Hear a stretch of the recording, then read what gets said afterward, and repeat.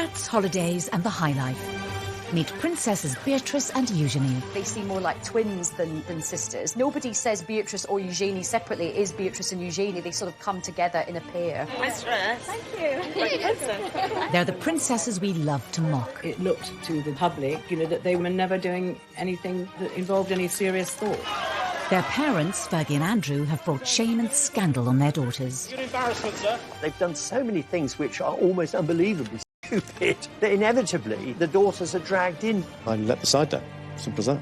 The 9th and 10th in line to the throne have been subject to ridicule in the media. We've had almost as many hats as we've had holidays, and just like our holidays, most of them have been free. Beatrice was widely mocked for her Philip Tracy hat, which was compared from everything from a pretzel to a loo seat. They've been accused of extravagance and privilege. Beatrice famously had about 15 holidays in a year in which she was supposed to be working.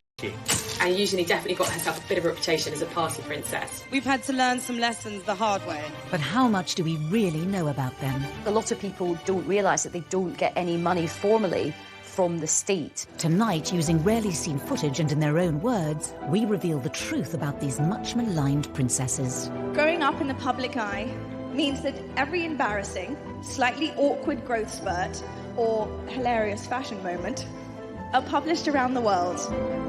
Now happily married and with the birth of a baby boy for Eugenie, we ask whether they've finally managed to free themselves from their parents' controversial shadows. I think there is a lot about the York sisters to be celebrated. Are they pampered princesses? I don't think they are at all. I think they're the reverse.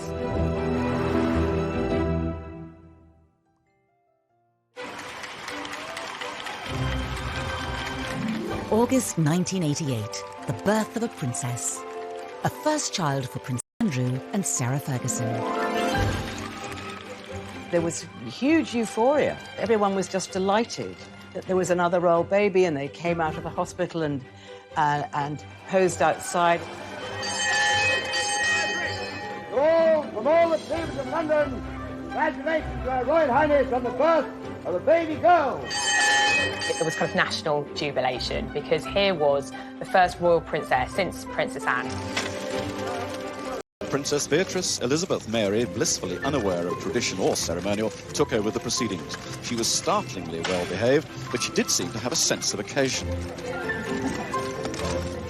The name Beatrice was really, it was Queen Victoria's daughter, Beatrice, that she was named after. She's Beatrice Elizabeth Mary. So Beatrice has the names of all English queens since 19... Within 2 years, there was a sister for the young princess. Princess Eugenie arrived 19 months after her sister Beatrice in the March of 1990. The Duchess emerged from the Portland Hospital, ready to give the world a first glimpse of a new royal baby. Princess Eugenie was fast asleep, blissfully unaware of her celebrity status. I think everyone was still wishing the Yorks well, and this was an exciting new addition for the family, even if people weren't quite sure how to pronounce Eugenie's name. Prince Andrew's children would be royal highnesses and princesses. I mean, unless he said, look, I don't want them to have titles. Princess Anne had turned down titles for her children, Peter and Zara. But the Duke and Duchess of York thought it only right that their children should have all the privileges of senior royals. They very much wanted them to be princesses and thought that maybe they would certainly end up as working royals. Prince Andrew's insistence that his daughters be treated as senior royals would lead to criticism of the princesses as they grew older.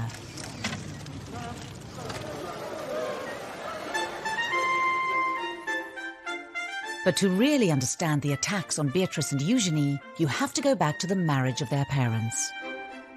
It was very much the fairy tale, and I think the British public bought into it.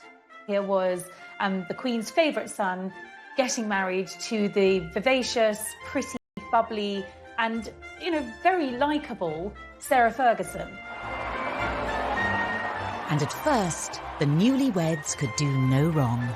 I think Sarah was a breath of fresh air. The royal family really took to her. She just was really suited to Andrew and made, more importantly, Andrew very happy. Kiss her then. Why do you want me to kiss Go on, you? hurry up. Why? Hurry up! Start filming, quick. Go on, dare you. You're a monster. But the Duke and Duchess of York's honeymoon period with the tabloids didn't last long. This is in an era, the mid-80s, when the monarchy had become tabloid fodder. The era of deference was over, and Fergie and Andrew were great for the tabloids. And that's fine if the tabloids like you, and it's fine if you don't in any way misbehave. Fergie came in for a huge amount of criticism for her lifestyle, for her fashion, and what the tabloids called her work-shy attitude, nicknaming her royal idleness. All attacks her daughters would one day have to endure. There was a time where she could do no right with the press. Sarah would come in gung-ho, maybe not in the right outfit, maybe say sometimes the wrong things. While their mother faced an increasingly hostile press, Beatrice and Eugenie spent a privileged childhood at Sunning Hill, the estate given to Prince Andrew by the Queen as a wedding gift. They had built this rather extravagant, very modern palace, which was famously likened to South Fork in the Dallas TV series, and it obviously became known as South York. So their early days were spent there. They were probably far more indulged than ordinary children. I remember going once to the house where they were staying and being absolutely astounded. There was a little sort of building in the garden, and it was absolutely full of Barbie dolls. So they had a lot of stuff, but they were very, very well brought up. Beatrice and Eugenie were also doted on by their grandparents. The Yorks lived a short drive from Windsor Castle and visited often. The Queen adored Eugenie and Beatrice. She saw in them something of her own relationship as a child with Margaret. Well caught, but the next one is butter fingers. They would often go and have tea with the Queen and Prince Philip, and I think, again, Fergie said that they had, 3 sets of manners. One was for home, one was for when they were out, and the third lot was when they were with the Queen, and they had to be very careful and mind their P's and Q's. Sarah Ferguson's own parents had divorced, and her mother had left to live in Argentina when Sarah was 12. I remember Sarah once telling me that she wrote a letter to her mum, actually blaming herself for her mum leaving. She thought it was something to do with her, and she wanted to be there for her children all the time and have that special bond and that special closeness. Within the first few years of the princesses' lives, Andrew and Sarah's marriage was showing signs of strain. As a serving officer in the Navy, Andrew was spending just 40 days a year at home, leaving Fergie to bring up the still young Beatrice and Eugenie alone. I think the cracks started to show when Prince Andrew was away so much with the Navy. He wasn't with her. His posting follows 3 months of specialised training, and the Duke will now lead a flight team aboard the frigate for around 18 months. He wasn't there with the girls and bringing them up as she'd hoped, and I think Sarah really started to miss him and miss that family bond, that family life. Beatrice was 3 and Eugenie just a toddler when their parents' marriage finally fell apart. And in 1992, photos surfaced in the press of showing the Duchess and her 2 children with a Texan Steve Wyatt. Beatrice and Eugenie had a very odd childhood. I mean, where their parents were, on the face of it, that remained friends, but they were seeing other people from quite early on. And I think that was probably damaging in a subtle kind of long-lasting way. In March 1992, the Duke and Duchess of York announced that their marriage was over. The announcement that the Duchess of York had initiated discussions about a separation from her husband came as she arrived to pick up their daughter from school. It's always very difficult for children to see their parents split up. And I think perhaps the Queen even felt more maternal towards them, and that they'd had a very hard time. 5 months after the York separation, Sarah Ferguson was photographed by the press with another man, John Bryant. Yet again, Beatrice and Eugenie were with her. Fergie and the children were round the pool, and she was topless, and John Bryant was kissing her toes. Beatrice and Eugenie are in the background. I mean, they're there, they're sort of parties to what was going on between Brian and their mother. They, of course, didn't know. They were too little and too young, but they were seen as sort of pawns in this rather unfortunate and rather seedy affair. The Daily Mirror's expose had serious consequences for Beatrice and Eugenie's family life. By the time the story broke, the two girls were at Balmoral with their mother and the rest of the royal family. And Andrew was there, and the Queen was there, and Fergie then had to go and apologise to the Queen, and she said she'd never seen the Queen that angry. Beatrice and Eugenie's holiday was cut short as Fergie fled Balmoral, taking the young girls with her. They would have been distracted by the nanny, but they would have known that their mother was very distressed, and they would have taken on her distress. The girls went back down south. I mean, and at this stage, they were no longer living at Sunninghill. Their mother had a rented home not far away. She had a series of rented houses in Surrey and Berkshire that she sort of moved to with alarming regularity, which in itself must have been sort of destabilising for the girls. Fergie was reportedly banished by Prince Philip from family gatherings, making life difficult for the princesses. Christmas at Sandringham is a big family occasion, and suddenly Sarah Ferguson wasn't there. That must be very hard to understand when they were young girls. Why is a farmhouse on the Sandringham estate? The girls obviously spent time with her and slept there, and then on Christmas Day, Andrew would collect them and take them to church, and they'd go back up to Sandringham House for lunch with their grandparents and the rest of the royal family. Meanwhile, Fergie was having her turkey twizzler or whatever she was doing all on her own. Despite the split, Prince Andrew and Sarah Ferguson were determined to do the best they could for their children. Andrew and Sarah obviously had separated, but they were very much kind of co-parenting, very much a united family unit. It was more than just a united front for sports days. I mean, you would expect that for school events. But it went far beyond that. I mean, they were going on holiday together. It meant there was a lot of continuity and reassurance for Beatrice and Eugenie that their parents were still very much part of their lives. Despite their best efforts, Andrew and Sarah's marital problems created major upheaval for Beatrice and Eugenie. But the girls would also face their own personal issues. Beatrice, at the young age of 7, realised something wasn't right. She was finding it very difficult to learn.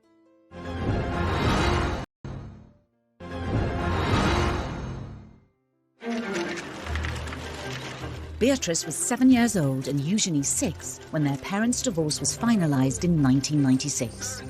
Needing to pay off debts of more than £1 million, their mother took work in the United States. Their mother was spending a lot of time in the States, really trying to clear off an enormous debt that she'd accumulated, from TV projects to book projects. You know, Sarah was literally trying to do anything she could to get herself out of spiralling debts. Their lives were regulated by the school terms, which was probably a very good thing. So I think that they didn't suffer in any way from the fact that their mother had to go and earn money and had to spend a lot of time in New York. But as her mother was increasingly away, Beatrice was facing up to her own difficulties. She'd been diagnosed with dyslexia. Beatrice, at the young age of 7, realised something wasn't right. She was finding it very difficult to learn, and she was worried she was going to get teased from others and wouldn't fit in. Beatrice would later speak movingly of the condition in an interview for the charity Made by Dyslexia. You know, I remember we had different coloured books to describe how far away your reading levels had got to. And I was always on the white books. My best friends were always on the yellow books or the green books. They were so far ahead. And I think at that stage, those moments of doubt just pop into your head. Upending royal tradition, it was decided to keep Beatrice at a local school in nearby Ascot. I think Sarah felt it very important that Beatrice was made to feel very secure and that her mum was just round the corner if needed. But there were further issues for the family to deal with. Princess Eugenie, as she started to grow and develop develop, her parents noticed that there was something slightly different, slightly wrong in the way that her spine was developing. So she started a number of tests and went through a number of specialists. It really worried her. It worried her about her growth. It worried the whole family. It was a very sort of scary time. At 12, Eugenie was diagnosed with scoliosis, curvature of the spine. She needed 8 hours of surgery, speaking out about it later to raise money for the hospital that treated her. I had scoliosis of the spine, which my mum found. They put metal rods in my neck and 8-inch screws up my back, which have now fused together and keep me straight. She makes private visits to see patients, and I understand that she writes to many child patients who have to undergo the same thing as her to say, look, I had it done, best decision in my life. Yes, it was tricky. Yes, I had to wear a back brace, but the upshot of that is that I'm able to ride, I'm able to walk, I'm able to ski, I'm able to lead a completely active life. In their young lives, the princesses had coped with the public scandals surrounding their parents and their private battles. There would be further struggles ahead as they carved out new roles for themselves. But uniquely, they always faced these challenges together. They're very close friends and very close sisters, but they're very different personalities. Beatrice is perhaps a more formal and more reserved. Eugenie is, I suppose, what might be described as bubbly and chatty. The more confident Eugenie chose to go away to Marlborough College, the co-ed public school also attended by Kate Middleton. Marlborough is quite progressive boarding school. It's very sporty. It does a lot of art, does a lot of drama. It's not just about the academic achievement of its pupils. And that really suited Eugenie, I think. And she made a core group of friends there with whom she'll be friends for life. Beatrice, who is, I think, the quieter and perhaps shyer of the two girls, went to an all-girls school in Ascot. She delayed her GCSEs for a year because of her dyslexia, and she didn't get the best grades, but she did go on to become head girl. William and Harry. There was a stage when kind of Harry was falling out of nightclubs, and it would normally be Eugenie as his right-hand wing woman. And they certainly enjoyed themselves, and Eugenie definitely got herself a bit of a reputation as a party princess. Away from the limelight, the public began to see a different side to the princesses, and one that wouldn't go down well. They were mixing with a fast crowd, and it looked to the general public, that they were always having a good time and never doing anything that involved any serious thought. The press was beginning to draw comparisons between Eugenie and Beatrice and their parents. I see myself as a mini mummy, so I kind of have this sort of image that anything you could do, I want to do better. So I want. I have to tell you, that's easy. The comparisons were not always favourable. When Eugenie went globetrotting on a gap year to mark the end of her A-levels, the tabloids weren't far behind. The suggestion really was that here was a couple who were living beyond their means, cashing in on their royal connections, and weren't Beatrice and Eugenie going to be just the same? It was almost as if they were tarred with their parents' brush from the outset. Eugenie went to South Africa and on to the Far East. She was sort of flitting from country to country, as most middle-class young people do who take gap years. But of course, she was accompanied by police bodyguards, and that meant we, the taxpayers, were paying for policemen to accompany her to the fleshpots of the world. The taxpayers' share of the bill added to the reported £500,000 already spent on the princess's protection each year. Prince Charles decided, as they would not likely to be very senior royals, that this was too much for the public to pay, so he stopped that. Prince Andrew was so angry that he wrote a note to the Queen saying that he wanted them to be considered as proper royals and he did not want the protection officers to leave them. Usually the Queen gave in to him. She had this huge soft spot for him and he could persuade her to his way. But this time she refused. Written off as pampered princesses, Eugenie and Beatrice tried to keep a low profile. And in 2010, the sisters, now just 20 and 21, found themselves embroiled in another of their mother's scandals. She was caught on camera, essentially selling access to her husband and to someone who she believed was a... And when you can, to me, open doors. New Prince Andrew? Yeah. Is that a deal? Yeah. It was a nightmare for Sarah Ferguson. It was a nightmare for her children. It was just a sort of a nightmare for everyone. Beatrice was with her mother when the phone call came, warning them that the News of the World was publishing the exposé. Beatrice, who was at a party held by Naomi Campbell, the model, just kept asking her mother, how did this happen? You know, how? And they left the party immediately, effectively went into hiding, knowing that once again, her mother's reputation was about to be completely trashed.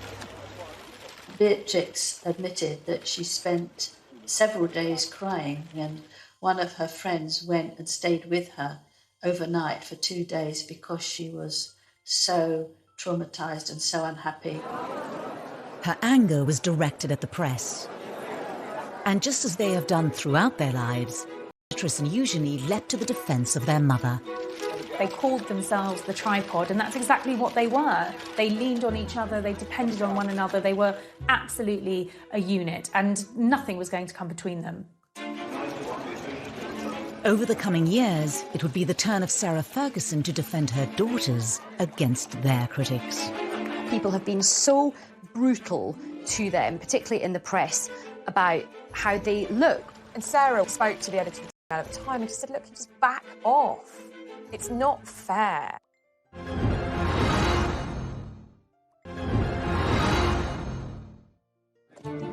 Prince Andrew's insistence that his daughters receive royal titles at birth immediately put them under the glare of the world's media.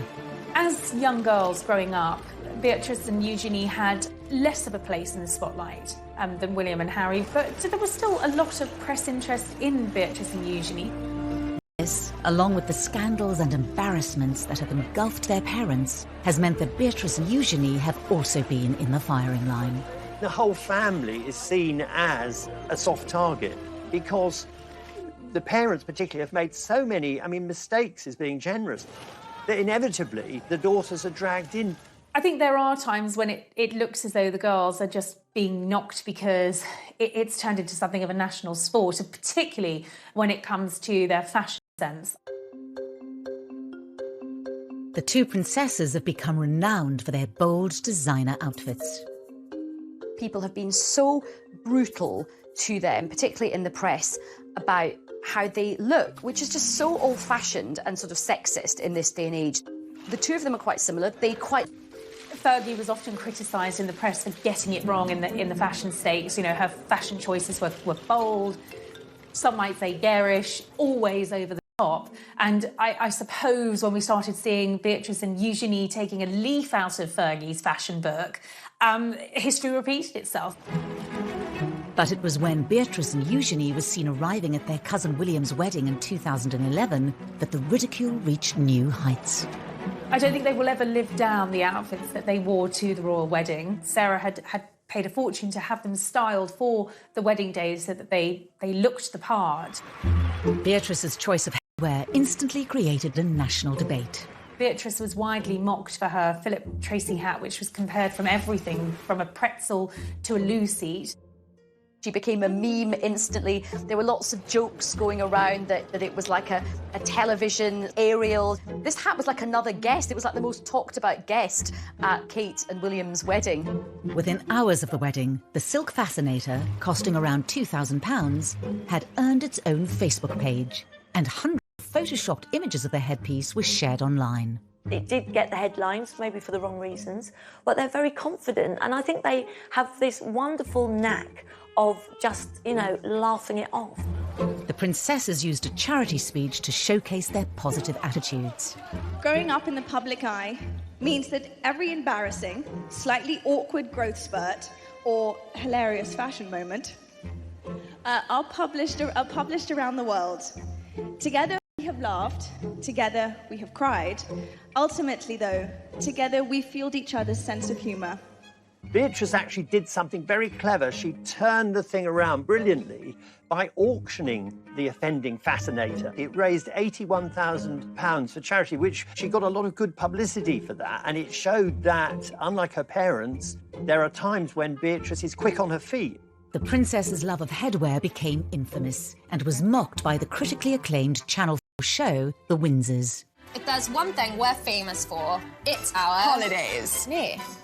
Hats. So basically, this is just like a small selection of some of the incredible fascinators that I've got.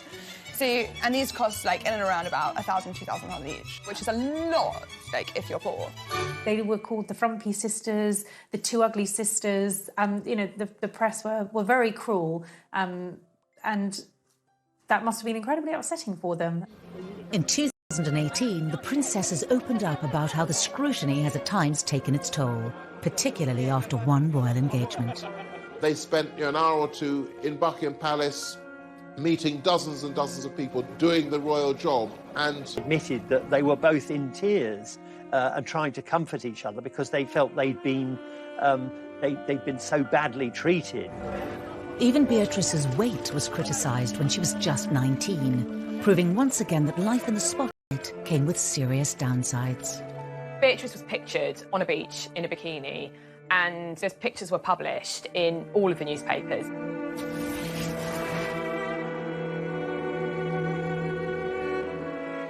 Sarah was really upset, and she is very protective of her daughters.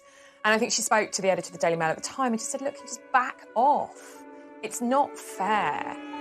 Sarah also used an interview about her TV programme, The Duchess on the Estate, to plead with the media. Everybody is talking about these zero models walking up and down the catwalk, and then they say they're all too thin. Victoria Beckham's too thin, and this person's too thin. And then someone who's a good size 10, oh, she's too fat, she doesn't take drugs, she doesn't smoke. You know, she's going to university in September reading history. Give the girl a break. It was probably reminding her of the fact that she had a very hard time in the press when she was younger as well. It's partly guilt by association. They're an easy target because their mother's always been a target. Even as they reached adulthood, the princesses struggled to escape their parents' shadow. I think that a lot of the things which have been said about Beatrice and Eugenie were kind of as though they were their parents' appendages and as though they weren't independent people. There is one area of Beatrice and Eugenie's lives that gets very little press coverage. I think people don't realise that both Beatrice and Eugenie do actually have full-time jobs and they have built up their own independent careers. And of course, a lot of people don't realise that they don't get any money formally from the state. When it comes to their careers, Beatrice and Eugenie are often tarnished in the media by their parents' reputations. Eugenie, we're going to have to get jobs. Is that like when Daddy has a party for Arabs and British businessmen? No, I think a job's where you have to go into a building or something. Yeah. As titled princesses, it was expected that Beatrice and Eugenie would become full-time working royals. When Charles made his vision for a streamlined monarchy really very clear around the time of the Diamond Jubilee celebration, and that was a big issue for Andrew. His view was that they had the HRH titles, therefore they are blood princesses, therefore they should be full-time working members of the royal family. It didn't pan out that way, and that definitely caused tensions between the royal brothers, Charles and Andrew. For Beatrice and Eugenie, the dilemma of being non-working royals who have princess titles lies at the heart of many of the issues they have to grapple with. For two members of the royal family who are as close as Eugenie and Beatrice to being core members, it is unusual to be working. They wanted to go out and get jobs, but it did take a while for them to get to that position. When they left university, came back from their gap year, you know, they were still living very much within the protective bubble of the palace. In 2011, Beatrice graduated university with a 2-1. After a year working in New York, she embarked on her current career in the tech industry, splitting her time between the UK and America. They've both actually done incredibly well. Beatrice is the Vice President of Strategies and Partnerships at an artificial intelligence agency, so she's really quite senior in the tech world. Eugenie followed in the footsteps of Beatrice. After also graduating with a 2-1 in 2012, she too moved to New York, but embarked on a very different career path to her sister. Eugenie has seemingly always been interested in the arts, and she went to New York and worked for an online art business. Eugenie had also begun a relationship with her future husband, Jack Brooksbank, who she'd met on a ski trip. After dating long distance for 2 years, Eugenie returned to London in 2015. And then she came back and got an amazing job with a huge international art dealers called Hauser & Wirth in Mayfair. With careers outside the monarchy, Beatrice and Eugenie have gained experience that's out of reach for many of their royal relatives. They have one foot in the royal family because they still go to events with core members of the family, and they have one foot in the real world. They do it because they want to work and they're very grounded and they like being around normal people. Distancing themselves from their parents' reputations for failed money-making ventures, the girls forged more stable paths. But as members of one of the most famous families in the world, how normal can their lives really be?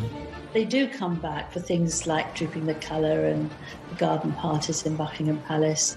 And they do need someone who will understand that they can't be there 9 to 5, 5 days a week.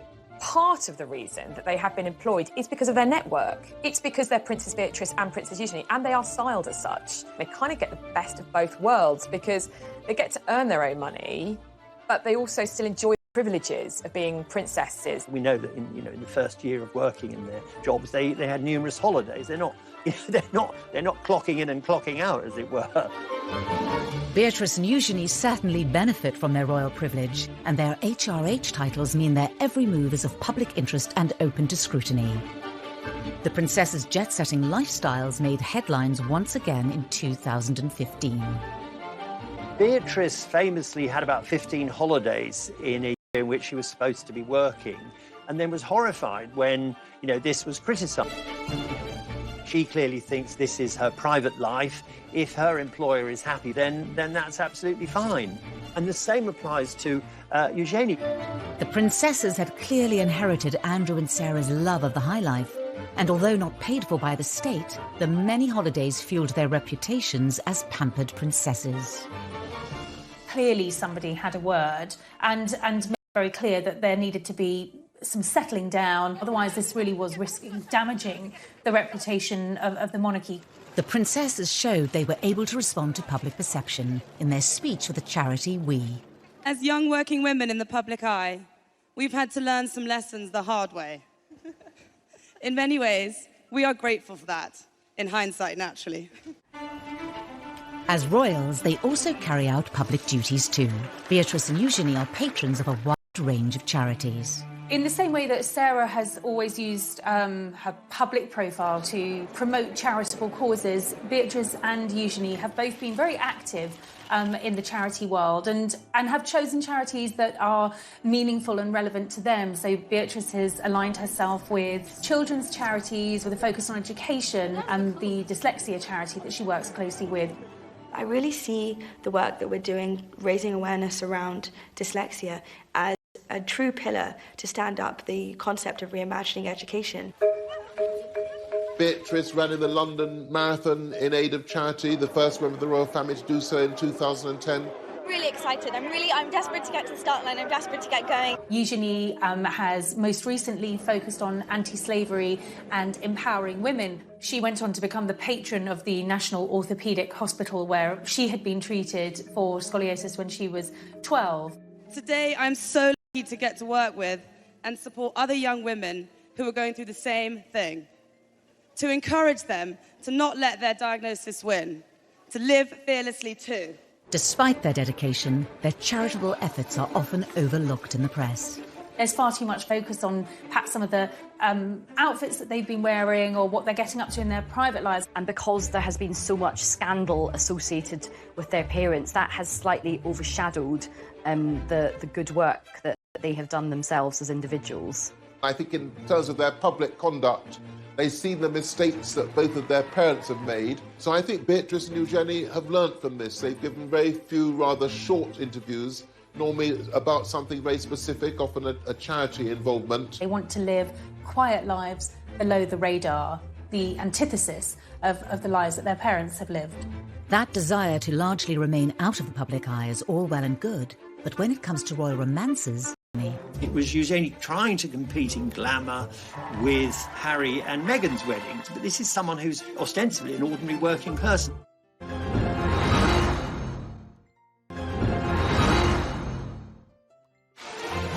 The world's media love a royal romance. As the tabloids fixated on Prince William's relationship with Kate Middleton and Prince Harry's rumoured girlfriends, love was blossoming under the radar for Prince Eugenie and Jack Brooksbank. It was something they talked about in a rare TV interview watched by millions on the BBC's The One Show. We were skiing, weren't we? Verbier. In a friend's place in Nendas, next to Verbier. We were skiing, which was amazing. Love at first sight. Was it? For the pair of you? We met when I was 20 and Jack was 24 Yeah. and fell in love and we had the same passions and drive for life. They were introduced through mutual friends. He was 4 years older than her, gone to Stowe School, came from a good background. What a lovely couple, great fun. Jack is just very relaxed, very normal. They both like to have a sort of late night, have a few drinks, and it was just an instant chemistry and attraction. Eugenie hadn't had actually a very important or long-term relationship up until then. They dated for 7 years before they got married. Although not from an aristocratic background, Jack mixed in the same circles as Eugenie. They've got similar mutual friends. Jack gets on well with Prince Harry, and Sarah absolutely adored Jack, as did Beatrice, and he just seemed to fit in with the family so well. When they met, Jack was working at Mahiki nightclub, where Eugenie enjoyed nights out with Beatrice and her cousin Harry. He works in hospitality, he is a brand ambassador for a tequila company, Casamigo, and he didn't go to university, he actually went straight into the trade of hospitality. And even Jack couldn't escape being mocked in the Windsor's. Hello, Beatrice. Hi, Jack. I'm just off to work. Have a good day, darling. Tequila. Shots. Eugenie and Jack announced their engagement in 2018. To mark the occasion, the couple also did an interview with ITV's long-running daytime show This Morning. How would you describe each other in just 3 words? She's this bright, shining light. I was quite surprised that they did an engagement interview because they do occupy this kind of hinterland between... They're not senior working royals. They are private individuals. So ordinarily, you wouldn't have a engagement interview for a private royal. So the iconography was, this is a royal wedding. And the interview was in Buckingham Palace. But Eugenie's big day had to be put on hold. We could marry Jack, even though they'd been engaged for a long time. There was a certain amount of upset about that, and upset about being told you've got to wait. The British public won't be able to be even remotely enthusiastic about this wedding. As a senior royal, Harry's wedding came first, but Prince Andrew was apparently determined to make sure that his daughter's was no less important. I think particularly Prince Andrew, he's always been a bit miffed that they were never made full working members of the royal family. So I think this was his opportunity to really show them off to not just the country, but to the world and say, yeah, my daughters are absolutely up there with, you know, William and Harry. Eugenie's big day was looking to be an extravagant affair. Prince Andrew very much wanted to have a big funfair for his daughter. It was very difficult because I feel that a lot of the public didn't want this. They thought it was a waste of taxpayers' money from the security. They aren't senior royals, so why should they have the same as Prince William and Prince Harry? And a lot of it, of course, revolved around Prince Andrew, whose reputation was sinking fast by this stage, and it was seen as sort of him being too excessive.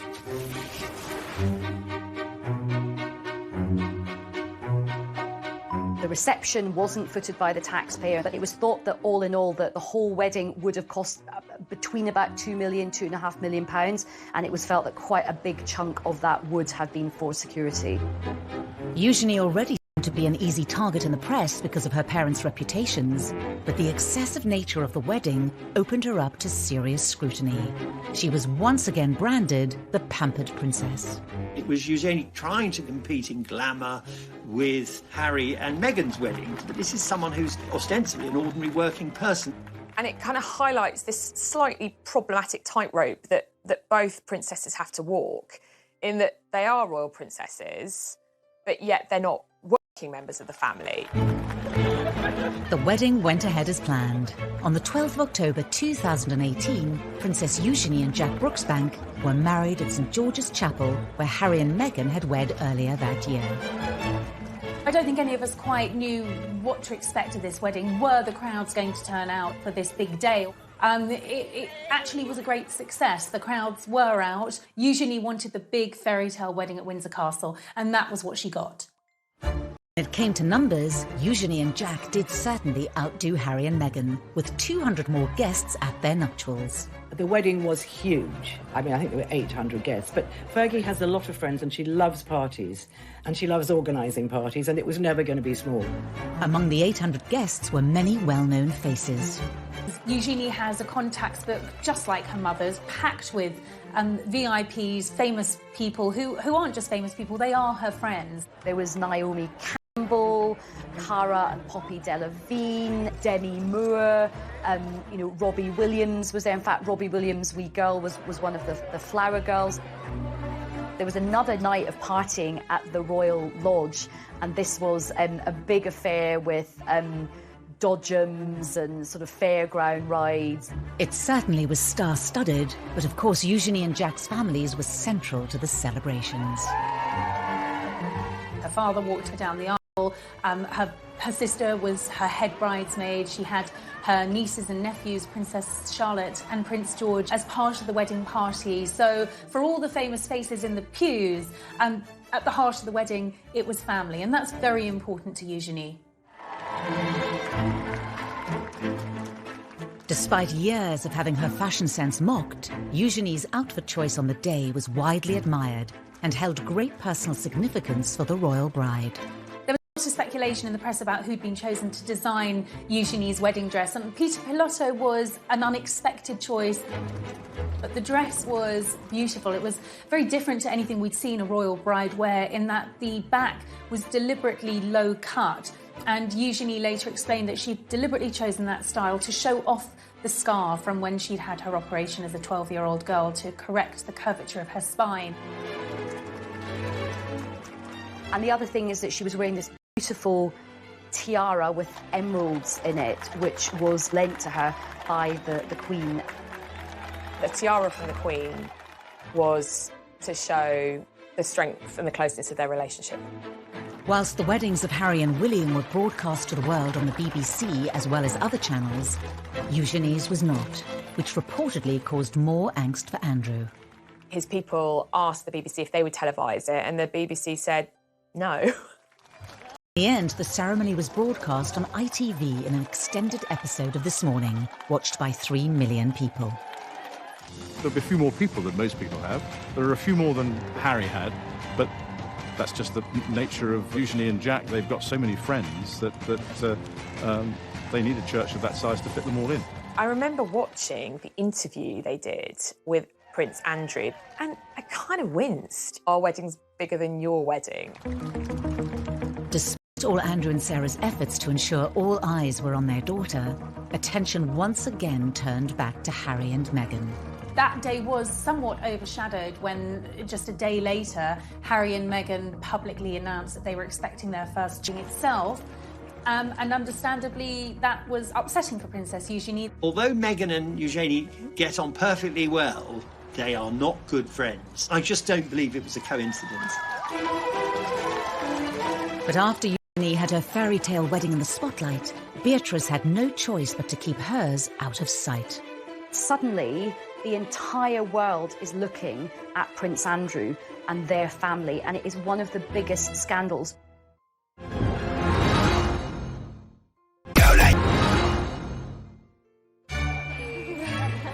Thank you. Before Eugenie's marriage in October 2018, many had expected that older sister Beatrice would have been the first to walk down the aisle with long-term boyfriend Dave Clark. They were introduced through Prince William. Dave's a very charismatic guy, very popular. Sarah and Andrew adored him from the minute Beatrice brought him home.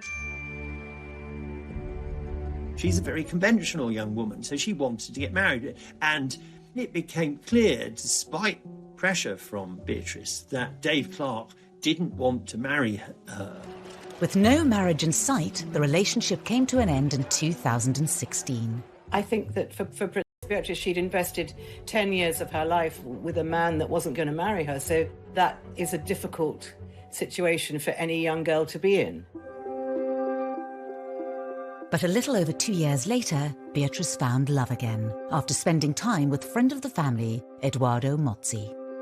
They've known each other for a long, long time. However, they were reacquainted at Princess Eugenie's wedding. This was a courtship that moved very quickly compared to her previous relationship. Just a year after they started seeing each other, Edoardo proposed.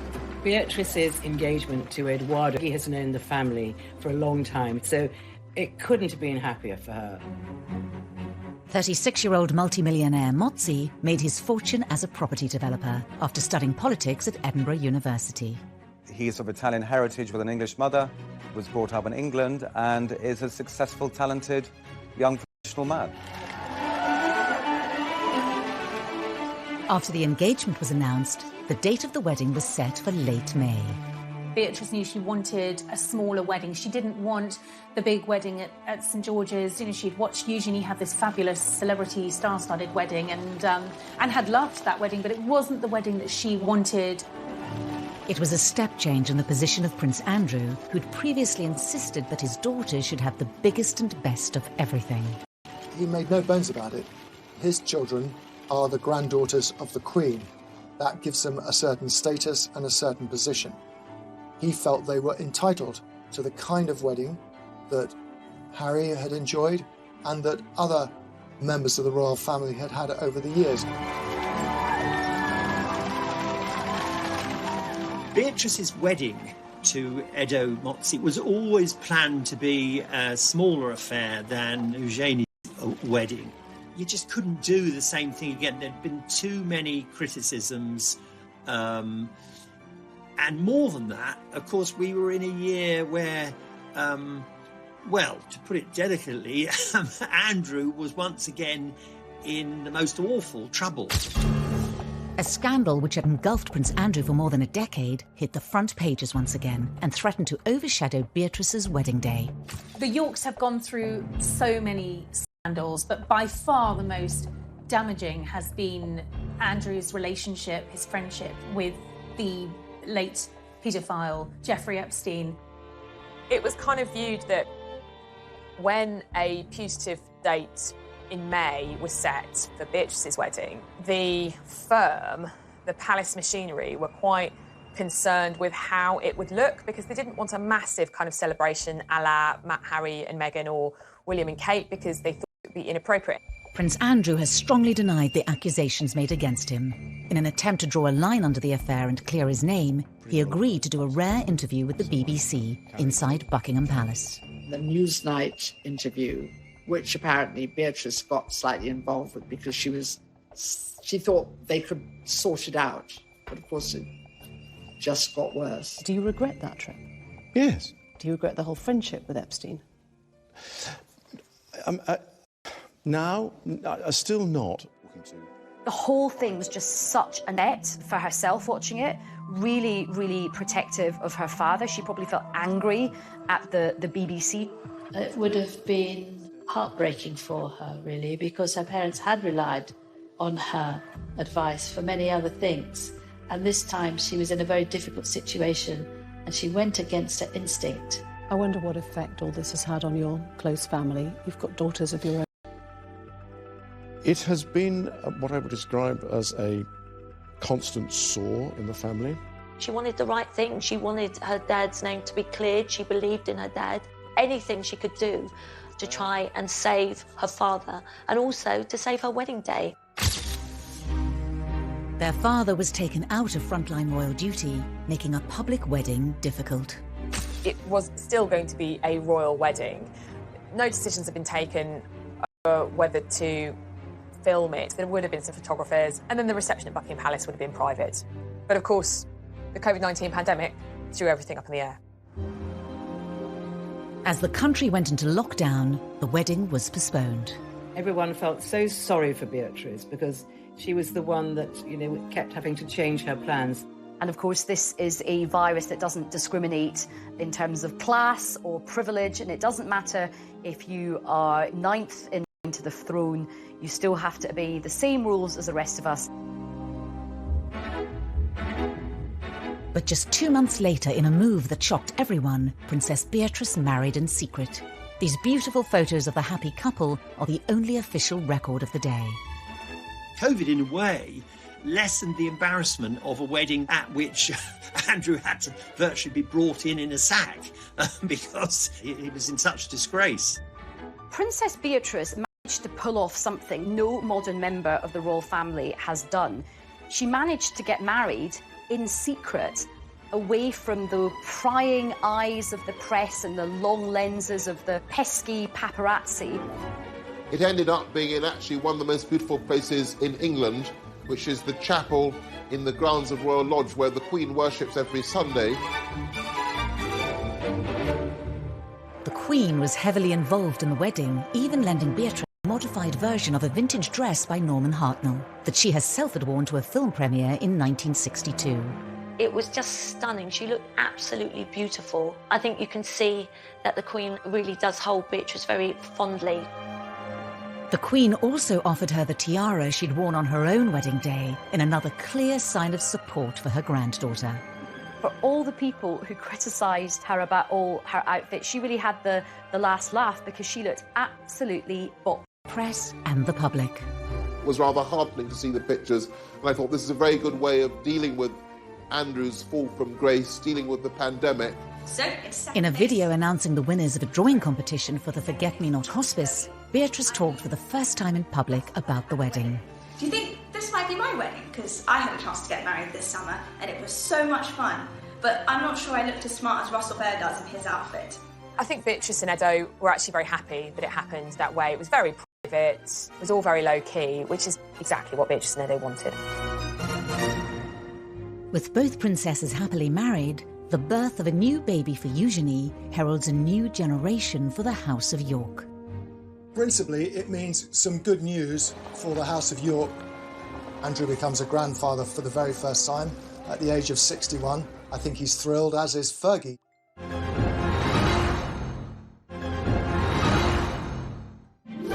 On February the 9th, 2021, the palace announced the birth of Princess Eugenie and Jack's first baby, a boy. Princess Eugenie and husband Jack Brooksbank announced the arrival of their son. The Queen welcomed her 9th great-grandchild. The birth of a royal baby is always very exciting, and I think that there was just kind of general joy. I was told that Eugenie and Jack didn't know what they were having, so when little August was born, it was a surprise that he was a baby boy. In a break with tradition, Eugenie and Jack chose not to have a photo call on the hospital steps. Instead, they posted a photo of themselves on her Instagram page, holding their new baby boy. Royal babies, when they're first presented for their inaugural photo call, because that's what happens with a royal baby, they're usually swaddled up in a white blanket, something neutral, but Eugenie and Jack chose a blue blanket. Blue for a boy seems entirely appropriate, but it was a slight break with tradition. When it came to choosing names, Eugenie, like her mother, looked to her Victorian ancestors. She actually gave him very royal names. August is after Prince Albert, the husband of Queen Victoria, and Hawke is after Jack's great-great-great-great-grandfather. Philip, of course, after Eugenie's grandfather. Unlike his mother, Princess Eugenie, August will not have a royal title, and the chances of him ever becoming king are extremely remote. Eugenie's new baby will be number 11 in the royal line of succession. Unfortunately, he won't remain there long, because once Prince Harry and Meghan give birth to their second child, August will bump down to number 12. Up until the birth, both York sisters continued their work with the charities of which they're patrons, even under lockdown. I wanted to let you all know that you're not all nominees, you're all winners! I think I see the great work these girls do, that even with this pandemic that we're all in, it was so amazing and so special for those that were winning these awards. So thank you so much for sharing today and for doing all that you can to support young people and Teenage Cancer Trust. They've tried to tell people their own ways of managing very difficult things, and also to, I think, inspire them.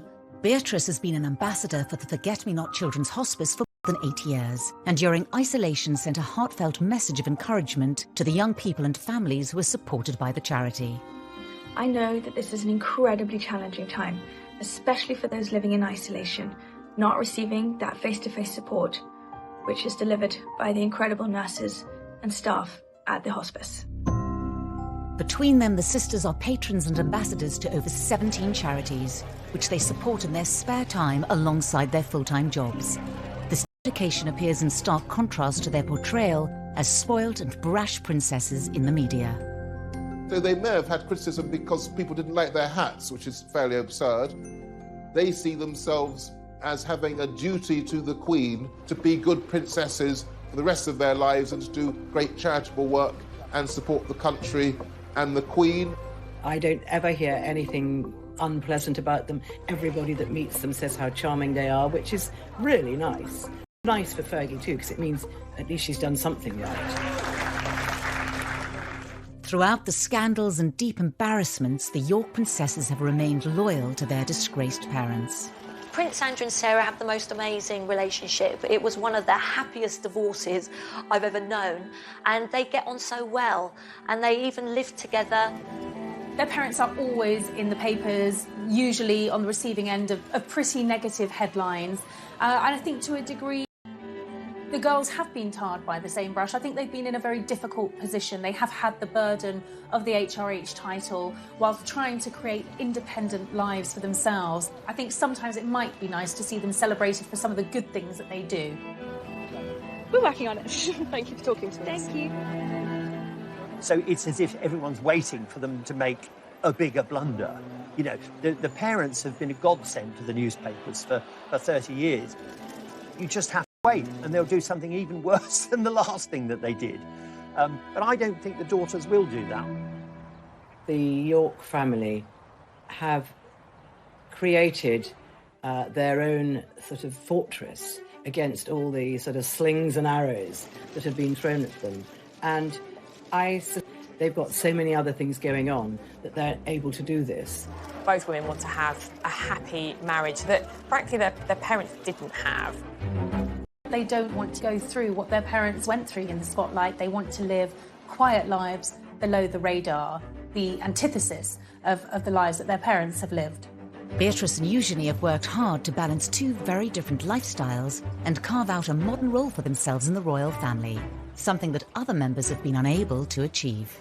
I think actually that Beatrice and Eugenie have been very successful in combining their royal persona with their ordinary working persona, and they seem to have kind of struck the right note with that.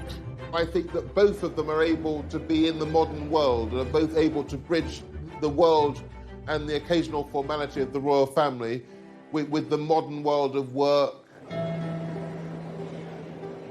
With Prince Andrew and Prince Harry both taking a step back from frontline royal duties, could a more prominent role for the royal princesses beckon? We've lost Harry and Meghan from the royal firmament. Prince Philip's retired. Andrew, he's never going to come back to full-time royal duty. So effectively, you've lost 4 senior members of the family: Philip, Andrew, Meghan and Harry. That does leave a void. So it may be that one or both of these daughters start to play a bigger part. The Duke and Duchess of Cambridge have done a brilliant job, but they can't do everything. Nobody can be everywhere. If Beatrice and Eugenie do step up to fill the royal gap, will they be able to change the way we all see them? Are they pampered princesses? I don't think they are at all. I think they're the reverse. They've had to deal with a lot of criticism. You can certainly detect a softening in the attitude of the newspapers to Beatrice and Eugenie. Even the most hard-bitten hack doesn't feel any longer that 2 daughters who haven't really done anything wrong should be pilloried. The girls have definitely won over the public. I think that the public are definitely looking at them with different eyes. The road has sometimes been a bumpy one, but They are married, they are really free, I think, from their parents now in a way that they haven't really been up until now. They are financially independent, they are living their own lives. And I think there is a lot about the York sisters to be celebrated.